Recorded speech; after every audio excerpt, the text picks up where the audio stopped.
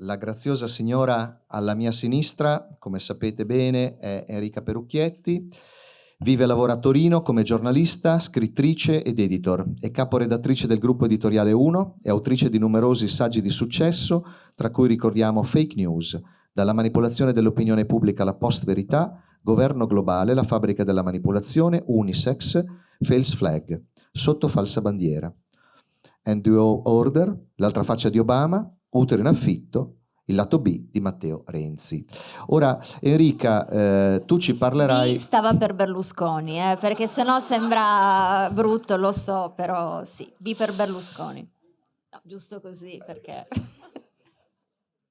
perché sennò già si degenerava col mio intervento. Ti ringrazio per avermi tolto dall'imbarazzo.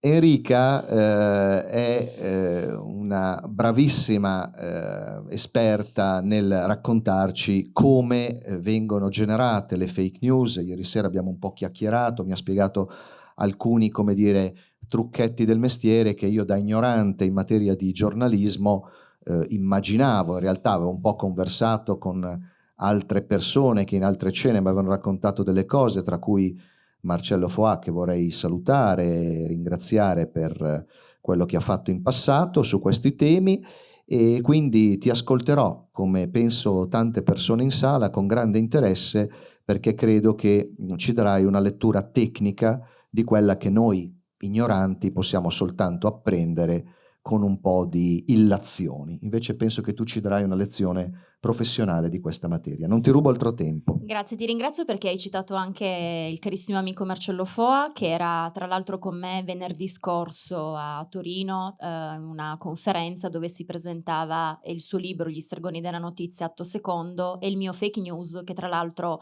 vanta proprio la sua prefazione, e che mi piace ricordare perché in Italia è uno dei pochi che ha fatto un lavoro davvero ineccepibile, eccezionale sul discorso della manipolazione mediatica, della credibilità dei media.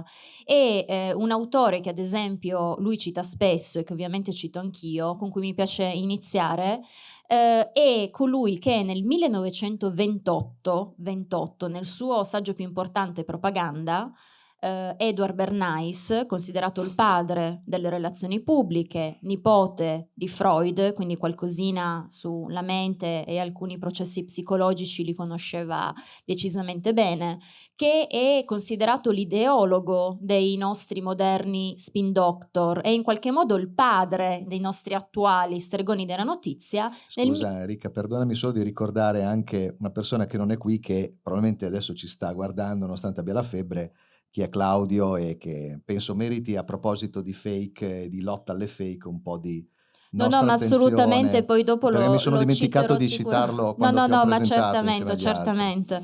Anche perché tra l'altro proprio con Claudio avevamo fatto anche una diretta su fake news in Italia, è uno di quelli che sta facendo un lavoro eccezionale, ma te lo avrei citato dopo e ti spiego anche poi perché.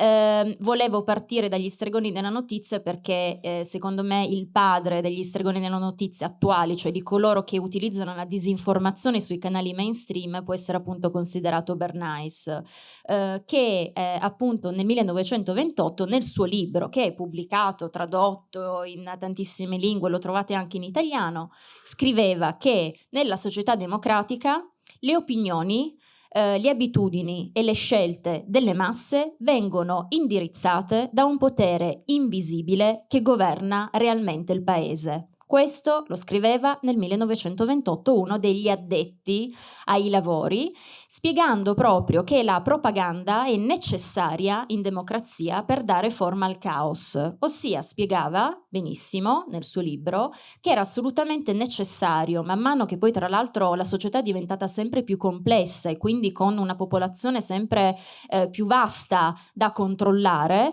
utilizzare come forma di manipolazione per indirizzare e orientare le masse utilizzasse appunto la propaganda con tutte delle tecniche per poter plasmare l'opinione, l'immaginario della gente, dei cittadini, per fare in modo alla fine che poi i cittadini facciano, no, ciò che il potere vuole. Il potere, per essere più efficace, deve essere in qualche modo invisibile. In che senso? Deve rimanere nascosto, deve rimanere dietro le quinte, quindi ancora dietro ai vari schieramenti politici. Può addirittura utilizzare il metodo del divide et impera, no? Lasciare che ci siano delle fazioni un po' come il calcio che si scannino tra di loro, mentre in realtà chi governa realmente sta dietro le quinte. Perché? Perché non deve essere identificabile, perché un politico può cadere, ci può essere uno scandalo, può diventare scomodo, mentre invece il potere, quello vero e reale, deve stare appunto dietro le quinte, che poi è una cosa che ad esempio aveva anche raccontato in una famosa intervista a Licio Gelli nel 2000-2001. Aveva proprio raccontato che i burattinai, i veri burattinai, quelli che c'erano già al suo tempo, nel 2000 e il 2001, erano lì, era ancora dietro le quinte che lavoravano, nonostante, diciamo, tutti i vari protagonisti delle vicende, delle vicissitudini politiche si fossero alternati. Ma perché? Perché in qualche modo si è capito che è meglio utilizzare i metodi della cosiddetta dittatura dolce rispetto alla coercizione, perché se il potere utilizza l'obbligo, utilizza la coercizione, i metodi violenti per appunto obbligare le persone a fare determinate cose, ovviamente scatta subito una ribellione, una risposta. Mentre invece, come diceva appunto Bernays, man mano che la società diventava sempre più ampia e strutturata, si sono create delle tecniche sempre più sofisticate, che poi sono diventate davvero una scienza delle pubbliche relazioni, per far cosa? Per cercare di plasmare l'immaginario. Cioè si è capito che il potere, per essere più efficace, cosa deve fare? Non deve costringere i corpi fisicamente, non deve essere coercitivo, ma cosa deve fare? Deve entrare qua, deve entrare nella nostra mente, nel nostro immaginario, deve plasmare, deve informare, nel senso di dare forma al nostro immaginario, alla nostra coscienza, perché una volta che è entrato qua e si cerca di fare questa, diciamo, di portare avanti questa opera di plasmare elementi da un'età sempre prima, no? Attraverso l'indottrinamento scolastico e via discorrendo, con tutta una serie di metodi, affinché si possano creare quelli che un altro grandissimo autore, lo scrittore e saggista britannico Aldous Huxley, spiegava proprio, affinché le persone arrivino a un certo punto ad amare le proprie catene, ad amare la propria schiavitù, che le persone, come egli immaginava nel suo romanzo distopico Il mondo nuovo, pubblicato nel 1932, arrivino a pensare di essere libere e invece sono state condizionate, orientate, indirizzate in tutte le loro scelte.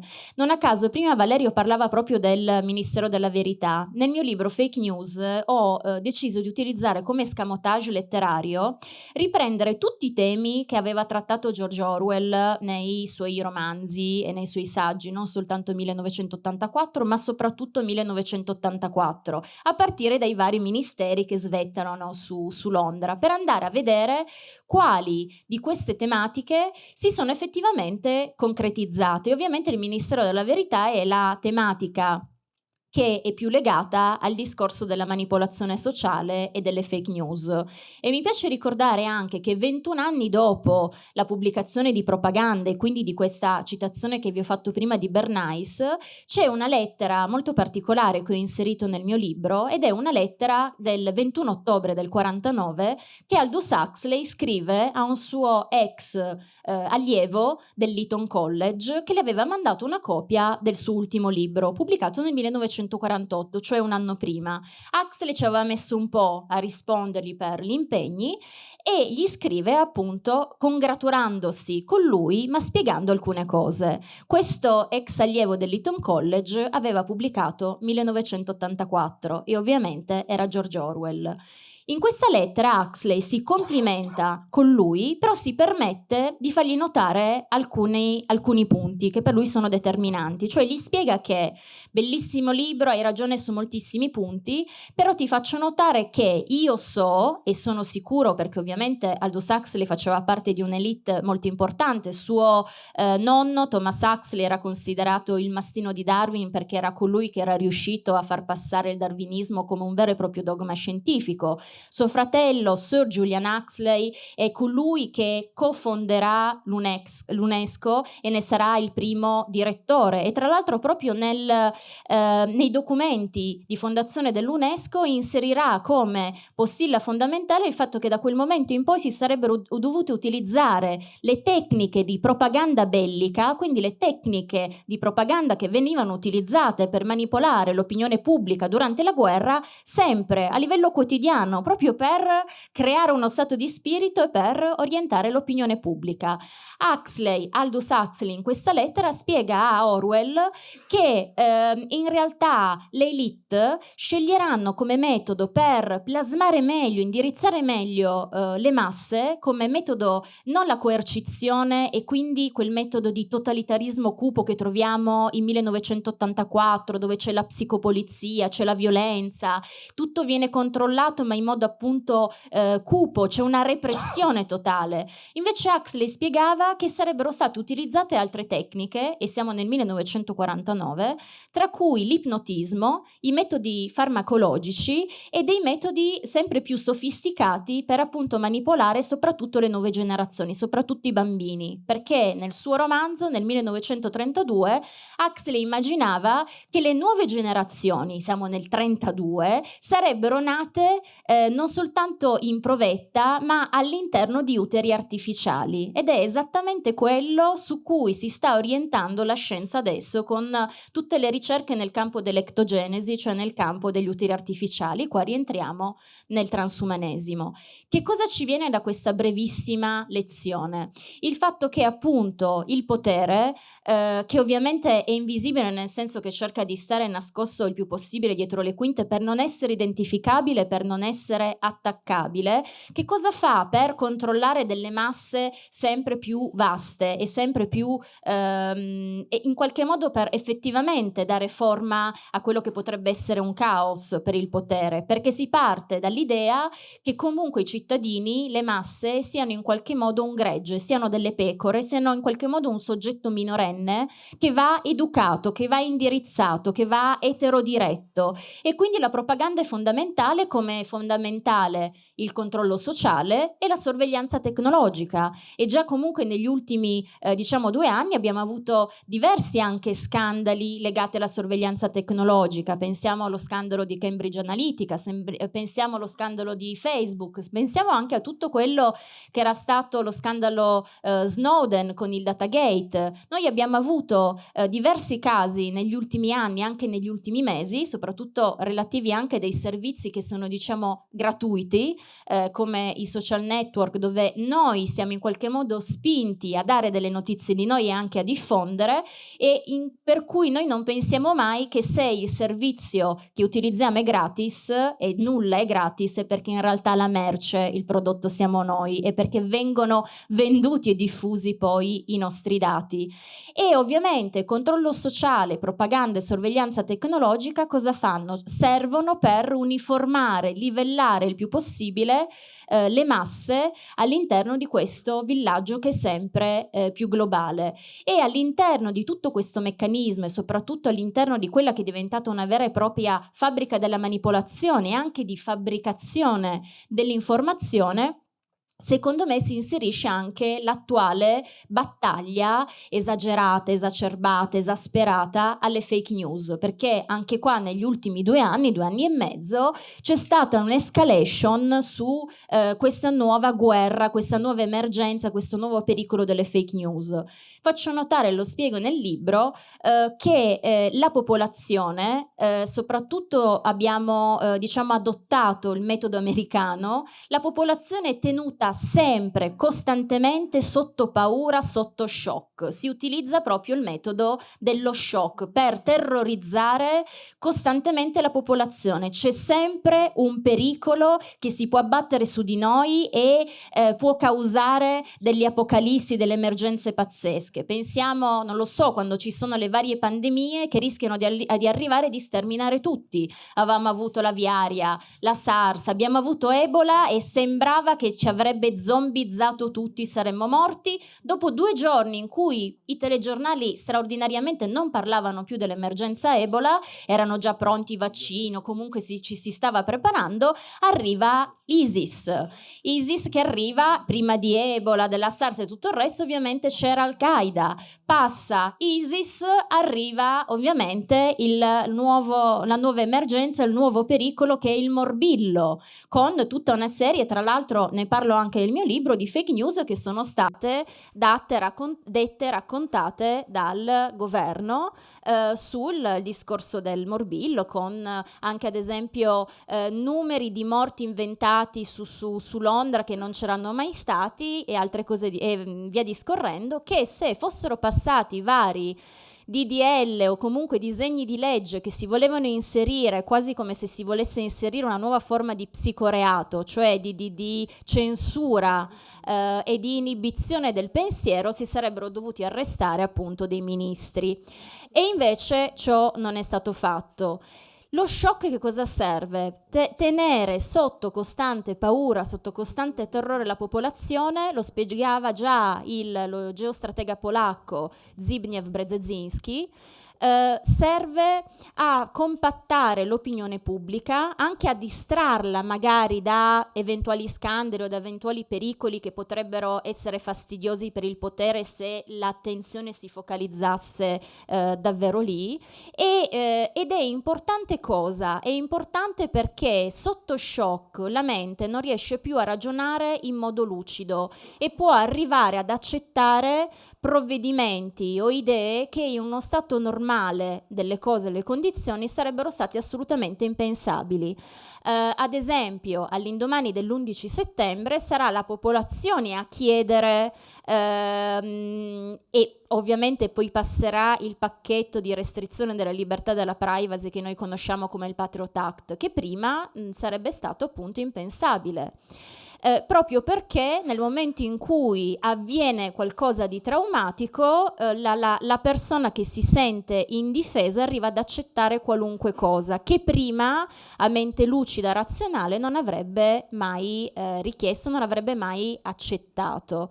E lo shock, la teoria dello shock serve proprio a questo. Brzezinski spiegava però che non importa che poi questa causa, questa emergenza sia reale, l'importante è la percezione di questa emergenza, cioè l'importante è che l'opinione pubblica senta, percepisca che c'è un'emergenza, che c'è un pericolo. Non importa che poi però questo sia vero oppure no, bisogna terrorizzare in modo da avere più possibilità di manipolare, di far ovviamente passare un certo tipo di direttive.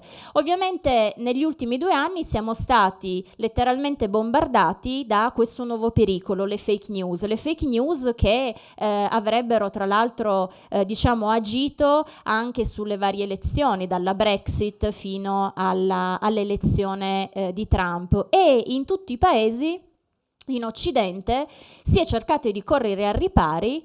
Facendo cosa? Cercando di istituire, come diceva proprio prima Valerio, la creazione di un vero e proprio Ministero della Verità, cioè di un organo che possa decidere su cosa è vero e su cosa non è vero, sulla creazione di un'informazione certificata, di un'informazione da bollino verde, mentre invece si sta cercando di censurare quella che è l'informazione alternativa, e quindi anche tutti i vari autori, giornalisti che noi abbiamo in Italia, a partire da Claudio Messora, anche Giulietto Chiesa, che oggi purtroppo non è con noi, che fanno un lavoro eccepibile, ineccepibile da molti anni, si vedrebbero in qualche modo sempre più ristrette, anzi il cappio sempre più stretto, perché secondo me l'attuale battaglia contro le fake news è una nuova forma di caccia alle streghe 2.0, una nuova forma di maccartismo, dove invece delle streghe ci sono i ricercatori ancora liberi,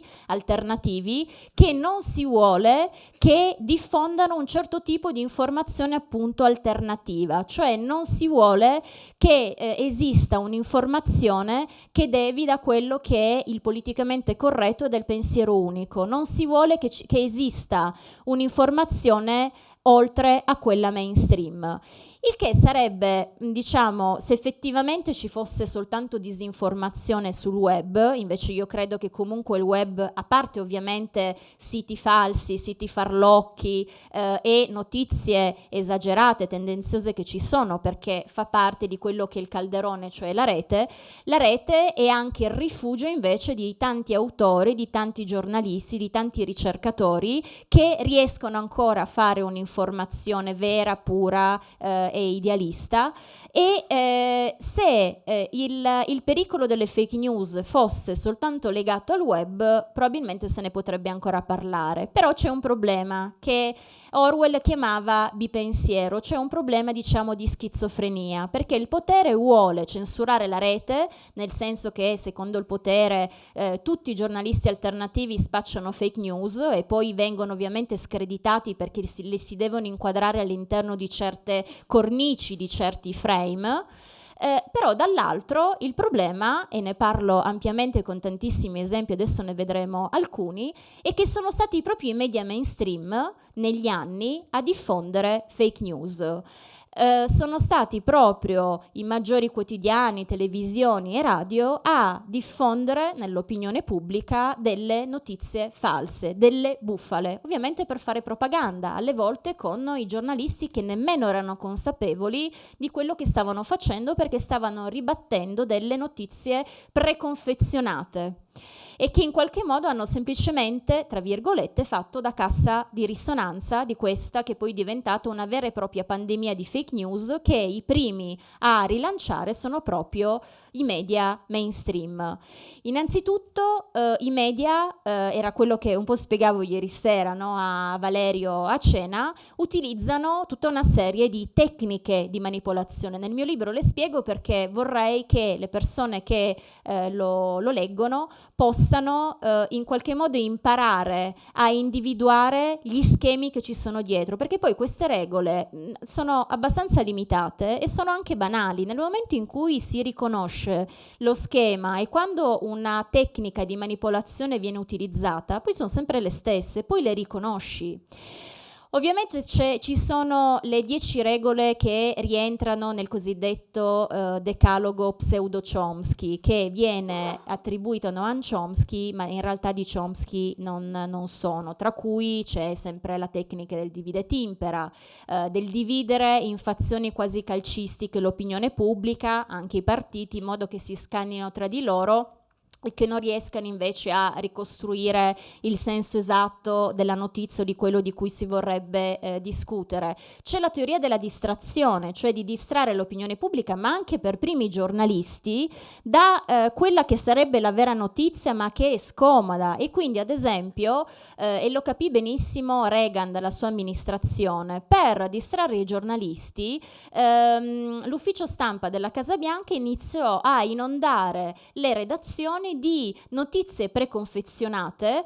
Noi abbiamo, no, gli uffici stampa, comunque le pubbliche relazioni, che in tutte le redazioni, io ho lavorato per anni in una redazione giornalistica televisiva, ti mandano anche, una volta ti mandavano i bettini, i beta, cioè le cassette con dei servizi già confezionati che tu un attimo tagliavi e rimontavi, oppure la cartella stampa da cui i giornalisti, per mancanza di tempo, e i giornalisti effettivamente hanno sempre meno tempo, soprattutto quelli televisivi, televisivi, perché confezionare un telegiornale cosa fanno? Prendono l'ANSA, prendono la cartella stampa, copiano, incollano e non a caso se voi fate zapping sulla televisione le notizie sono tutte uguali, identiche. E dici ma com'è possibile?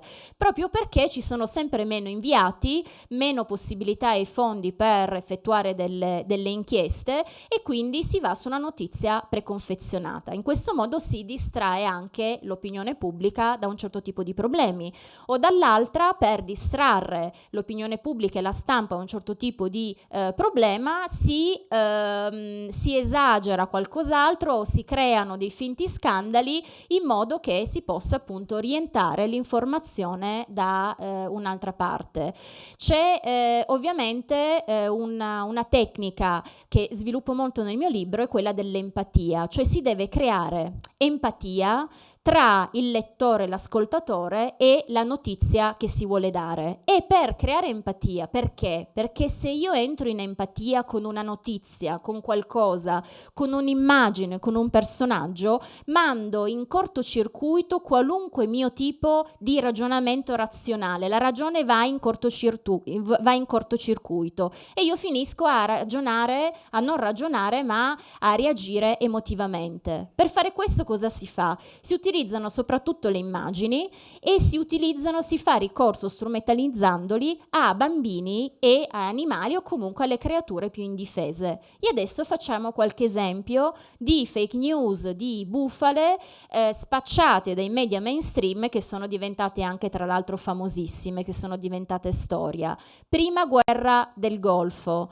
Noi abbiamo un'immagine che è diventata davvero storica, il cormorano, con tutte le piume imbevute di petrolio, che campeggiò sulla prima pagina di tutti i quotidiani internazionali, sulle televisioni, se ne parlò tantissimo perché ovviamente era un'immagine tragica di una povera creatura agonizzante che appunto stava morendo e che era il segno del fatto che quel pazzo di Saddam Hussein aveva aperto le pompe del petrolio e stava dando il via a una vera e propria strage ecologica. Ovviamente vedere una creatura indifesa, innocente, un animale agonizzante ha catturato l'attenzione e l'empatia dell'opinione pubblica. Peccato che quell'immagine non risalisse a quel periodo, fosse precedente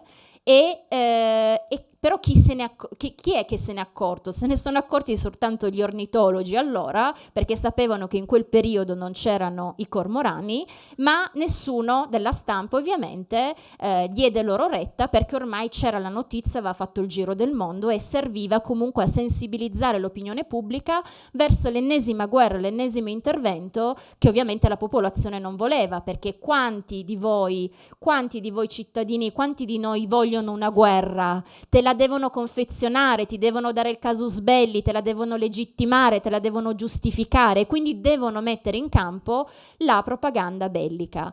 Sempre prima guerra del Golfo, 1990, ci ritroviamo una giovane infermiera volontaria all'ospedale in Kuwait, Al-Adan, che dice di essere scappata dal Kuwait, di essere riuscita a fuggire allo sterminio dei soldati iracheni e racconta sotto giuramento di aver, tra l'altro piangendo tra le lacrime, di aver assistito a delle scene strazianti, ai soldati iracheni che prelevavano dalle incubatrici neonati e li gettavano per terra e ovviamente poi questi bambini morivano per terra al freddo. Questo racconto ovviamente fece di nuovo il giro del mondo, viene presa e inserita anche da Amnesty International nel rapporto sulla violazione dei diritti umani nel 1990. Ebbene, si scoprì che però la giovane ragazza aveva 15 anni, non era un'infermiera volontaria, era la figlia dell'ambasciatore kuwaitiano alle Nazioni Unite e aveva recitato un copione che era stato scritto da uno spin doctor, cioè da uno spin doctor molto importante, Laurie Fitz-Pegado della Hillel Compton, che è una delle tante aziende private di spin doctor che si occupano di curare le pubbliche relazioni, soprattutto di politici o anche di veri e propri governi. Seconda guerra del Golfo, 2003, per far vedere anche come le immagini sono importanti. Era stato un filmato, un video che era diventato famosissimo, virale, il salvataggio della soldatessa Jessica Lynch. La soldatessa Jessica Lynch effettivamente durante uno scontro venne rapita dai guerriglieri iracheni e portata poi nell'ospedale di Nassiriya. In realtà, e dopo 8 giorni dopo il suo rapimento, ci fu un blitz spettacolare, hollywoodiano, dei Marines che in un combattimento a fuoco la liberarono. Divenne famosissima, ci fecero anche, non mi ricordo se un film o una serie TV. Jessica Lynch, la storia di Jessica Lynch era davvero spettacolare, poi c'erano queste immagini del Blitz che comunque colpirono l'opinione pubblica. Ebbene, fu poi lei stessa a raccontare come era andata realmente la vicenda.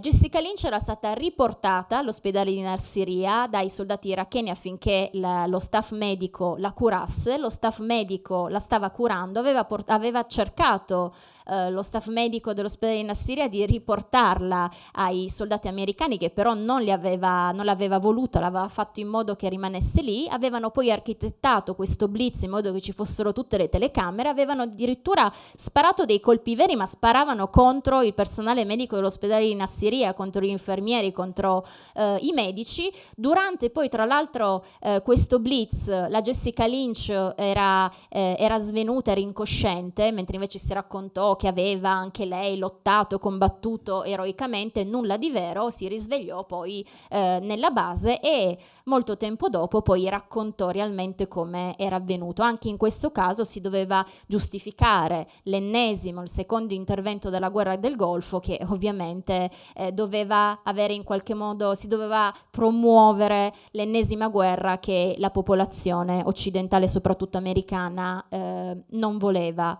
A proposito di utilizzare i bambini, una fotografia che ha fatto vincere il premio Pulitzer al New York Times e a Reuters, la fotografia di Laszlo Balog, che molti di voi avranno visto, che immortala in qualche modo il dramma dell'immigrazione. È stata scattata in Ungheria, si vedono i binari di un treno e un uomo sdraiato per terra che si vede che sta urlando e concitato e che stringe a sé una donna che è la moglie e un neonato che la moglie ha in braccio, e 2 poliziotti, uno a fianco laterale e uno dietro, che tra l'altro sono anche armati, uno dei 2 ha il casco, il manganello, che sembrano voler trascinare via le 3 persone, soprattutto aggredire la donna e il bambino, e questo uomo che sembra salvarli.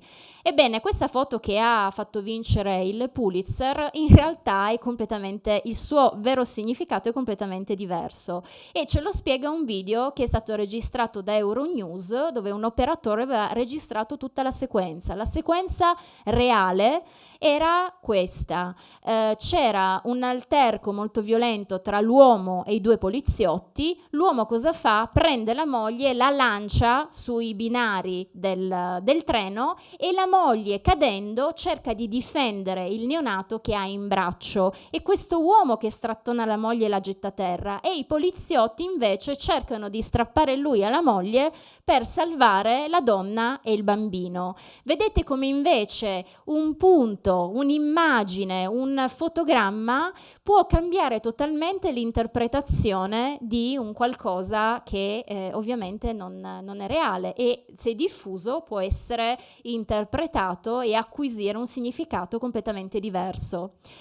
Altri esempi: Port Said in Egitto nel 2016 vengono individuati 5 cineoperatori che senza permesso, non hanno chiesto dei permessi per fare delle riprese, stanno girando con una bambina con uno orsacchiotto di pezza e un vestitino bianco tutto sporco di sangue. Allora i poliziotti li fermano, li portano in questura per interrogarli e si scopre che appunto i 5 sono dei cineoperatori e la bambina ha il vestito sporco di vernice. Stavano, riprendendo un cortometraggio, c'erano anche i genitori della bambina. Questo cortometraggio voleva sensibilizzare l'opinione pubblica, in Egitto è girato, contro i crimini di Assad. Quindi era un falso cortometraggio che si voleva poi diffondere come vero per far vedere quali erano i crimini di Assad. Con ciò non è che voglio difendere Assad o cose, io voglio soltanto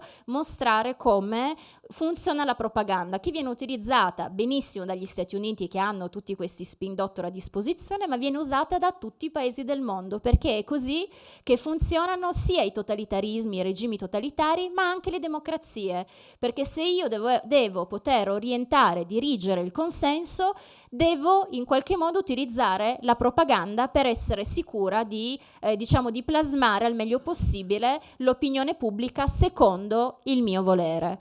Un altro esempio, questo nel dicembre del 2016 accade, pochi mesi dopo la liberazione di Aleppo, i ribelli siriani cosa fanno? Diffondono con un tweet delle immagini strazianti dove si vede di nuovo un'altra bambina che corre tra dei cadaveri. Questa immagine questa sequenza video fa il giro del web, diventa virale, di nuovo contro i crimini di Assad.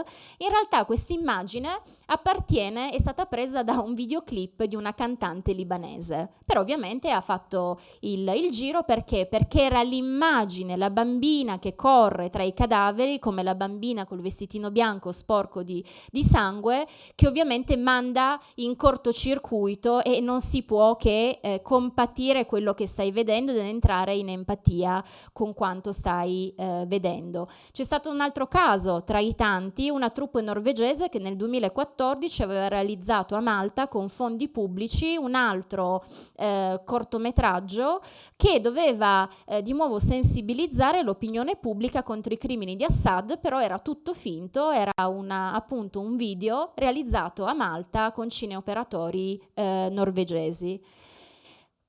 Questo perché? Perché, come già spiegava benissimo George Orwell, per compattare l'opinione pubblica, oltre all'instillare la sensazione della percezione di un'emergenza dove appunto i cittadini poi si ritrovano inermi, vittime, indifesi, e allora sì che interviene il potere con qualche provvedimento a salvare tutti. C'è l'emergenza morbillo, ti do i vaccini, c'è l'emergenza guerra, arrivo io e interveniamo e vi salveremo e via discorrendo. Si deve creare anche il nemico pubblico numero 1 e noi costantemente abbiamo avuto negli ultimi anni un'alternanza di nemici pubblici, di nemici che poi possono anche cambiare, perché seguendo il cosiddetto trattamento Milosevic si possono da in punto in bianco ribaltare i rapporti diplomatici, e quello che prima magari era un alleato, un amico, pensiamo anche ad esempio a Mubarak, di punto in bianco diventa il nemico pubblico numero 1 che deve essere perseguitato, ucciso, destituito, perché ovviamente ci sono delle ragioni di Stato che riguardano ben poco la sicurezza pubblica, ma altri interessi. E ad esempio in 1984 Orwell secondo me esemplificava alla perfezione la creazione del nemico pubblico numero 1 con la figura di Emanuel Goldstein. Per chi avesse letto il romanzo si ricorderà che c'è questo apostata del Grande Fratello, Emanuel Goldstein, che è però un'immagine virtuale, perché in realtà non sai neanche bene se esista o non esista. Gli sono addirittura tributati i 2 minuti di odio ogni giorno, dove la gente urla, grida, tira oggetti verso questa entità malefica. Facendo così ovviamente si compattano, c'è l'opinione pubblica e i cittadini che si compattano nell'odiare il nemico del Grande Fratello. Noi negli anni ne abbiamo avuti molti di nemici anche qua un po' virtuali. Pensiamo ad esempio Bin Laden, è stato detto tantissimo ed è diventata una creatura, lo sceicco del terrore. Quando è morto Obama che aveva detto abbiamo tagliato la testa al serpente, perché era stato demonizzato, perché ovviamente quando ci sono delle crisi si utilizzano sempre dei temi, dei termini, delle modalità apocalittiche per descriverle, e il nemico pubblico numero uno deve essere screditato anche, a torto o a ragione, amplificando certe sue qualità, inventando anche delle fake news sul suo conto, arrivando a utilizzare soprattutto il metodo del gossip, perché ormai tutto ciò che è gossip, le indiscrezioni anche personali, piacciono, sono morbose, piacciono all'opinione pubblica e soprattutto rimangono più facilmente nella memoria. È una regola aurea del giornalismo è che se parli male di qualcuno e anche se diffondi una fake news, anche se poi successivamente vai a rettificare, la rettifica non passa, perché ormai tanto hai creato quell'aura malefica, hai macchiato, no? La reputazione di quella persona. E poi soprattutto se tu parli male di una persona in prima pagina, ovviamente, per giorni, per settimane, per mesi, la rettifica ti arriva invece sempre a pagina 64 su un mini trafiletto che tanto non vede nessuno. E tra i tanti nemici pubblici numero uno, a parte che ormai quello sempreverde è ovviamente Putin, e vedremo qualche anche notizia simpatica dei mainstream su di lui, negli ultimi 2 anni abbiamo avuto Kim Jong-un, il leader nordcoreano, che è stato descritto nei modi più coloriti e assurdi possibili, fino a diventare invece amicone di Trump dopo che si sono incontrati, con tanto di tweet del presidente americano che ha raccontato di essersi innamorato di lui dopo averlo incontrato. Quindi anche qua si vede, no, questa schizofrenia per cui prima veniva descritto come sembrava il mega capo della Spectre, con il pulsante rosso stile Dottor Stranamore, pronto a schiacciarlo, che poteva lanciare i super missili che avrebbero distrutto Los Angeles in pochi secondi, avrebbe scatenato un conflitto nucleare, via discorrendo. Si incontrano, fanno ma neanche pace, si innamorano e va tutto a tarallucce e vino. E tu ti chiedi, ma scusate, ma per 1 anno e mezzo che mi avete detto che questa era l'incarnazione del male, del demonio, che cosa è successo? Vediamo qualche fake news che è stata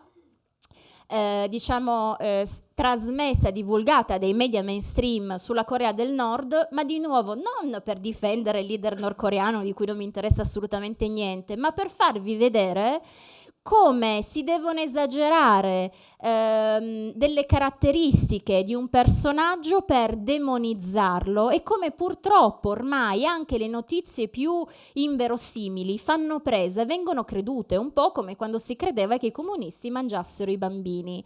Sulla Corea del Nord sono state diffuse delle panzane davvero simpatiche. La prima: lo zio di Kim Jong-un è stato sbranato da 120 cani. 120 cani. Ora, la notizia ha fatto il giro non soltanto del web ma dei media mainstream, ma io vi sfido a immaginare un poveraccio che viene sbranato non da 2 cani, 5 cani, 10 cani, 120 cani. Una di quelle scene macabre che nemmeno nella puntata più trucia del Trono di Spade voi vedreste, perché 120 cani sono tanti.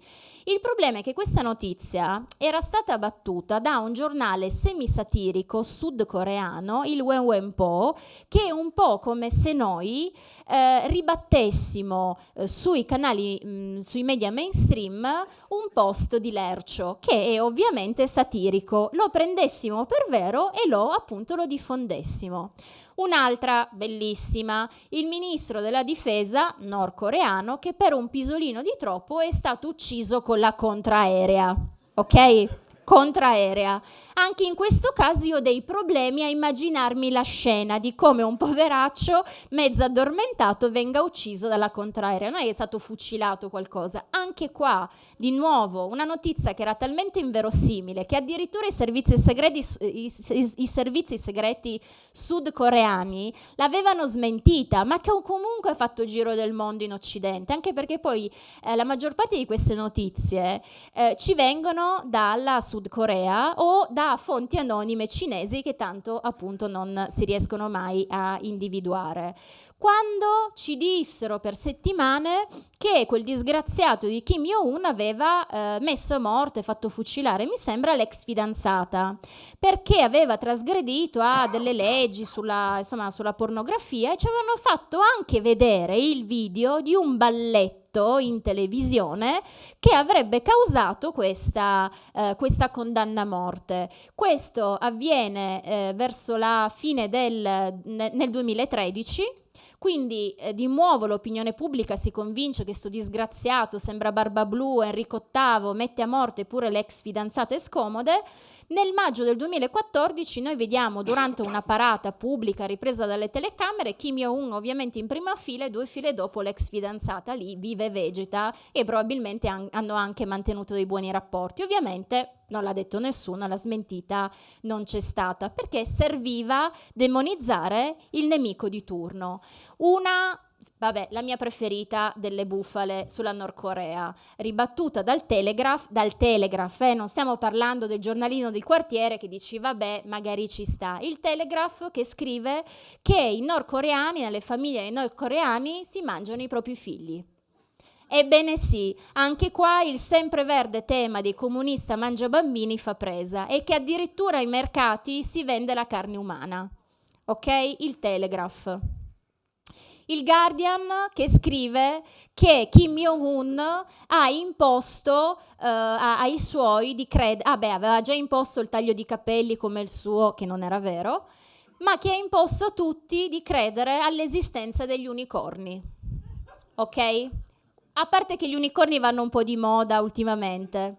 Al che dici, ma perché sta notizia? In realtà, e qua ci potrebbe aiutare poi Paola che parlerà proprio del problema anche della traduzione, era stata ripresa una notizia di un team archeologico nordcoreano che aveva individuato durante degli scavi un posto, diciamo, sacro all'interno delle tradizioni nordcoreane, che era il Kirin-gul, una caverna, una grotta dove si diceva abitasse una creatura mitologica, il Kirin, a metà tra un orso, un cavallo e un bovino, quindi neanche assomigliante a un unicorno, ma non importa. Il Kirin è diventato un unicorno, e in questo, diciamo, oltre che traduzione, gioco di telefono senza fili, la notizia è diventata che hanno scoperto gli unicorni e che Kim Jong-un è convinto della credenza che esistano gli unicorni, e così deve credere l'intera popolazione. Così tu pensi che oltre lui essere un pazzo che è sgusciato da un romanzo di Fleming e davvero gli manca il gatto bianco per essere il capo della Spectre,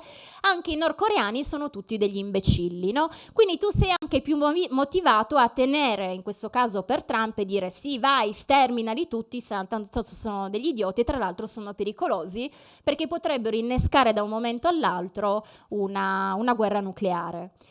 Un altro esempio storico, perché poi tutte le volte che voi sentirete parlare di, ad esempio, fosse comuni, iniziate un attimo a drizzare le orecchie, perché di falsi in questo caso ce ne sono stati tanti. Ne parlavamo proprio venerdì sera, tra l'altro, con Marcello Foa. Uno dei casi più eclatanti di fake news è stato il massacro di Timisoara, la cui notizia era stata data pochi giorni prima del Natale del 1984. Tutte le televisioni, a partire da una emittente ungherese, diedero la notizia durante l'insurrezione contro Ceausescu di almeno 4.700 morti, 13.000 arrestati, 3.000 feriti, una vera e propria tragedia. E ci furono effettivamente delle immagini che vennero mandate da questa emittente, che poi tutti gli altri media internazionali diedero senza andare a verificare. Successe che poi, un anno e mezzo dopo, 2 giornalisti, tra l'altro italiani, andarono sul posto per verificare, perché c'era un po' un cortocircuito, c'erano dei problemi sulla ricostruzione di questo evento. Si scoprì che, a parte i morti per i tafferugli, per le insurrezioni, Non era stato ucciso nessuno dalla Securitate come era stato invece raccontato, cioè questi 4.700 morti, ma era stato inscenato un massacro perché erano andati a prendere dei cadaveri dall'obitorio del cimitero di Timisoara, cadaveri di senza tetto per lo più, che erano stati appunto disseppelliti o presi dall'obitorio e fotografati in delle pose, poi ovviamente con delle riprese estrette in modo che sembrassero poi tanti, insomma poi i fotografi o i cineoperatori e tutto il resto sanno poi come insomma modificare le immagini. Queste immagini poi erano state diffuse come la prova del massacro, delle torture e dell'uccisione di queste migliaia di morti. Anche questo era un falso storico, però purtroppo, come diceva anche prima Giorgio, i primi ad avere la memoria corta sono proprio all'interno magari dell'intelligence militare o dei politici, e a noi filtrano ovviamente sempre meno notizie. Arriviamo verso la chiusura. Tutto questo secondo me ci mostra come dovremmo essere sempre più attenti, come dovremmo cercare di sviluppare, di allenare la nostra coscienza critica, perché dobbiamo essere consapevoli che siamo letteralmente immersi nella propaganda. Ok? Dovremmo iniziare a imparare a riconoscere certe tecniche che vengono utilizzate, che se poi quando tu le studi, le riconosci, sono sempre identiche, ci sono sempre degli schemi dietro, sono anche ripetitive. Nel momento in cui però, dato che loro vogliono entrare qui dentro, tu inizi a schermarti, a schermare la tua mente, la tua immaginazione, la tua coscienza, riesci a esercitare in modo più libero la tua coscienza critica e quindi anche a capire meglio come succedono le cose, poi anche a scegliere e a muoverti quindi proprio nella società. In tutto questo, secondo me, dobbiamo fare molta attenzione anche a tutto quello che viene detto sulle fake news, perché è in pericolo la libera espressione di tutti noi, perché dietro il paravento di questa famigerata guerra contro le fake news si vuole in realtà silenziare, censurare l'informazione alternativa, si vuole censurare tutti coloro che fanno un'informazione appunto libera, fuori dagli schemi, fuori dai media mainstream, fuori dal pensiero unico, tutti coloro che vengono screditati, che vengono derisi. Una volta venivamo perseguitati, derisi, eravamo dei complottisti, dei cospirazionisti se parlavamo dei microchip. Adesso vanno di moda, se li impiantano, ci fanno i servizi al TG1 nell'edizione serale ed è una cosa fighissima, perché così non puoi fare la coda alle casse, ti puoi prendere il caffè o fare le fotocopie col microchip. Però quando ne parlavamo noi, attenzione, fate attenzione, per sensibilizzare l'opinione pubblica, eravamo dei paranoici, dei complottisti e via discorrendo. Dato che però screditare un certo tipo di giornalisti, cercare di rendergli la vita impossibile nel più dei casi non funziona, si vuole adesso cercare di restringere sempre di più le maglie della libertà, soprattutto sul web, che è un po' l'ultima roccaforte, e introdurre dei disegni di legge che possano portare a una vera e propria costituzione di ministeri della verità, e in qualche modo introdurre un vero e proprio psicoreato in cui sarà sempre più difficile esprimersi, scrivere, ma addirittura pensare, perché se tu la pensi diversamente dal pensiero mainstream vieni perseguitato e addirittura potresti finire arrestato, un po' come ci avevamo provato 2 anni fa con il DDL Gambaro, che poi grazie al cielo non è passato, perché altrimenti tutti coloro che non fossero stati dei giornalisti avrebbero rischiato addirittura di essere arrestati se avessero diffuso delle notizie anche esagerate o tendenziose. Ora, esagerato e tendenzioso non so che cosa voglia dire, perché se mi dite che il ministro della difesa è stato ucciso dalla contraerea o che i nordcoreani mangiano la carne dei propri figli, a me quello sembra esagerato e tendenzioso oltre che falsa. Quindi ci sono sempre 2 mezzi e 2 misure. Quindi il mio invito è quello di cercare di essere il più vigili possibili, il più critici possibili, di allenare sempre la propria coscienza per poter finalmente riappropriarci della nostra coscienza critica, e soltanto con la nostra coscienza critica e facendo informazione, diffondendola, che possiamo iniziare a fare squadra, a farla meglio e iniziare a mettere i bastoncini tra le ruote dei vari ingranaggi. Grazie.